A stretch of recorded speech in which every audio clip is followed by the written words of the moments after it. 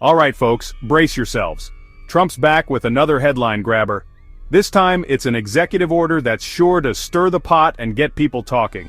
Whether you love him or hate him, you can't deny that Trump knows how to make waves. So, what's the latest buzz all about? Let's dive in. Word is he's planning to sign an executive order declaring there are only two sexes, male and female. That's right folks, just two. This move is aimed at defining sex in a strictly binary way, which means no room for any other interpretations or identities. That's it. No spectrum, no middle ground, just a hard line in the sand. This executive order is essentially saying you're either one or the other. It's a clear-cut, black and white approach to a topic that many believe is far more nuanced. Now the big idea behind this? Trump and his supporters argue that it's about clarity and protecting traditional values. They believe that by defining sex in this binary way, it will eliminate confusion and uphold what they see as fundamental truths. Trump says it's about clarity and protecting traditional values. He's tapping into a sentiment that many of his supporters hold dear, the idea of returning to simpler, more straightforward times. Think 1950s America, where roles and identities were clearly defined. But here's the thing, critics are already calling it outdated and out of touch with modern science. Because here's the T, biology and gender identity, they're way more complicated than just two boxes.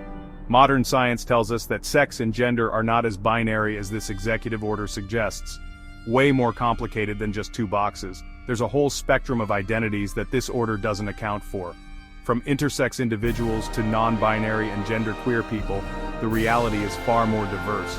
Scientists and LGBTQ+ advocates argue this move ignores the existence of intersex people and the entire gender spectrum. They say it's not just about identity, but about recognizing the biological complexities that exist in nature.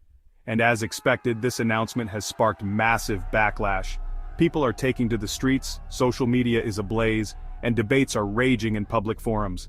The divide is clear. Those who support the order see it as a return to basics, while opponents view it as a dangerous oversimplification. Supporters say it's about returning to basics, while opponents argue it's erasing identities and rolling back progress.